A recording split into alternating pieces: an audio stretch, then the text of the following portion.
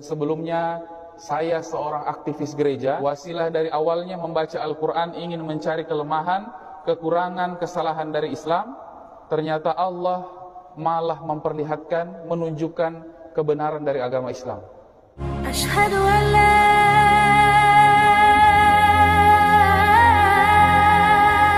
ilaha illallah. Yang sebelumnya, saya seorang aktivis gereja yang mendapatkan beberapa fasilitas ekonomi dari gereja. Akhirnya atas izin Allah bisa memeluk agama Islam dengan perjuangan yang bagi saya tidak mudah, dengan ujian yang tidak mudah.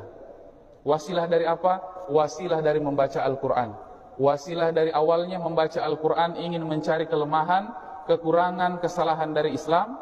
Ternyata Allah malah memperlihatkan, menunjukkan kebenaran dari agama Islam. Setelah tadi malam saya sampaikan, akhirnya saya dan istri bersyahadat. Setelah bersyahadat, apakah kemudian kehidupan menjadi normal? Ternyata tidak. Ternyata setelah saya dan istri bersyahadat, saya harus melepaskan fasilitas yang sudah diberikan. Saya harus pindah dari rumah yang dipinjamkan. Saya harus mengembalikan kendaraan operasional. Saya tidak lagi menerima tunjangan bulanan. Saya tidak lagi menerima catering makan setiap hari. Maka sejak saat itu, saya harus berusaha mencari pekerjaan lain dan mencukupkan kebutuhan saya dan keluarga secara mandiri. Kita mungkin pernah mendengar orang mengatakan bahwa ada yang murtad dikarenakan ekonomi. Akhirnya datang saudara-saudara kita dari agama yang lain mengantarkan sembako. Dan ketika mereka mengantarkan sembako, mereka tidak hanya mengantar kemudian pulang. Beda dengan kita. Beda dengan umat Islam, di banyak yayasan, di banyak pergerakan-pergerakan sosial. Kalau terjadi bencana, kalau pergi menjenguk misalnya mualaf atau saudara-saudara muslim yang sedang dalam kesulitan, itu hanya datang, bawa sembako, turunkan, foto sebagai dokumentasi, pulang. Tapi mereka tidak. Kami dulu tidak seperti itu. Sebelum berangkat, kami mengatur strategi. Kami mengatur berapa banyak tim yang pergi. Siapa yang menjadi MC, siapa yang bagian mencairkan suasana, siapa yang melakukan pendekatan ke ibu-ibu, siapa yang melakukan pendekatan ke bapak-bapak, siapa yang melakukan pendekatan ke anak-anak, apa saja senjata yang perlu dibawa. Untuk anak-anak kami siapkan senjatanya, snack, permen, coklat, permainan. Untuk bapak-bapak disiapkan juga, untuk ibu-ibu disiapkan juga. Ada yang bagian khusus memainkan alat musik untuk menghidupkan suasana, untuk menyentuh hati-hati yang mendengar. Maka ketika sampai di lokasi, kami sudah tidak bingung. Semua akan berada di posisi masing-masing dan langsung action. Tidak langsung membagikan sembako. Dikumpulkan masyarakat itu dalam rangka membagikan sembako sebenarnya sebagai umpan. Karena niatnya sebenarnya ingin menyampaikan dakwah dari agama mereka. Sembako sebagai umpan, karena tanpa sembako umat ini tidak akan berkumpul. Masyarakat tidak akan berkumpul. Tapi dengan adanya sembako, masyarakat berkumpul. Bapak-bapak, ibu-ibu, anak-anak berkumpul karena ada hadiah, ada snack, ada beras, ada minyak goreng. Maka setelah berkumpul akan ada tim yang memainkan alat musik. Alat musiknya pun dimainkan bukan dengan sembarangan. Kami mempelajari bagaimana alat musik itu bisa menyentuh perasaan pendengarnya melalui nada-nada yang dimainkan. Nadanya dipilih. Ada nada-nada tertentu yang kalau dimainkan akan menyentuh. Akan membuat pendengarnya merasa sedih, merasa semangat. Sama ketika kita sekarang misalnya memutar musik. Ada musik yang ketika kita dengar kita semangat. Ada musik yang ketika kita dengar kita sedih. Ini faktor dari apa?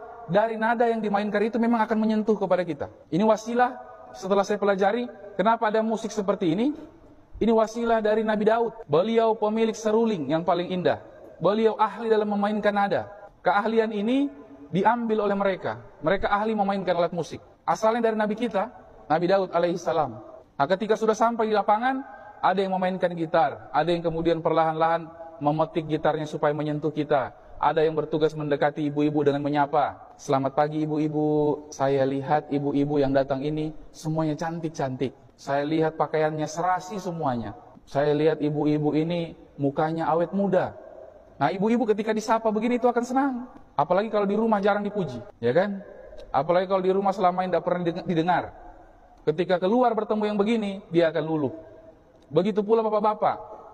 Ada yang menyapa bapak-bapak. Selamat pagi, Pak. Saya lihat bapak ini walaupun sudah tua masih tetap ganteng, Pak. Auranya masih luar biasa, Pak. Nah, kita akan terbawa dengan pujian itu. Tanpa sadar, kita masuk pada zona yang memang sengaja dirancang untuk mempengaruhi kita. Akhirnya kita yang hadir, tanpa sadar, kita masuk dalam zona yang sengaja mereka buat untuk mempengaruhi kita. Kenapa? Karena di sebelah, kami, tim-tim yang turun ke lapangan, tim-tim, kalau dalam Islam disebut tim da'i, tim pendakwah, itu dibekali dengan ilmu psikologis, dibekali dengan ilmu public speaking, dibekali dengan ilmu-ilmu yang lainnya, supaya ketika turun ke lapangan, kami bisa berkomunikasi dengan baik. Kami bisa melihat dari raut wajah, oh bapak ini mudah untuk didekati, bapak ini sedang punya problem, bapak ini sedang punya masalah. Begitu pula adik-adik, mereka membawakan permen. Adik, ini ada permen, adik, ini ada coklat. Adik-adik yang tadinya bermain dipanggil, ketika lihat coklat tanpa sadar, mereka melihat misalnya yang membagikan ini menggunakan kalung, bersimbol plus di sini. Secara tidak sadar, alam bawah sadar mereka merekam apa yang mereka lihat. Ketika mereka menerima hadiah, mereka melihat simbol itu, secara tidak sadar, mereka sudah save bahwa orang yang menggunakan simbol seperti ini baik, suka membagi-bagikan coklat. Akhirnya mereka mulai terbiasa. Sebagian ketika pulang akhirnya ada yang membawa nyanyian-nyanyian. Berasnya kapan dibagikan? Di akhir. Setelah sesi sudah selesai, beras, sembako di akhir. Kenapa dikasih di akhir? Karena kalau ini sudah dibagikan, pasti masyarakat pulang, pasti bubar. Nah, maka ini di akhir, diselesaikan prosesi. Dan kami dulu tidak akan pernah turun ke bencana di awal waktu terjadinya bencana. Kenapa? Di awal waktu terjadinya bencana, banyak yang akan datang. Dari daerah lain, dari yayasan setempat, dari organisasi setempat. Kapan kami datang? Di akhir. Setelah semua yayasan sudah balik. Setelah semua komunitas ormas sudah balik, karena sudah kehabisan bantuan yang dibagi, barulah kami masuk. Saat itu keadaan sudah lebih tenang.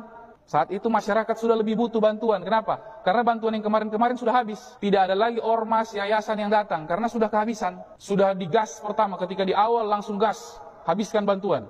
Begitu di akhir habis. Kami masuk di akhir. Keadaan sudah sepi, tidak banyak ormas, tidak banyak komunitas, maka pergerakan akan lebih mudah. Sampai seperti itu. Bagi saya dulu mustahil saya masuk Islam.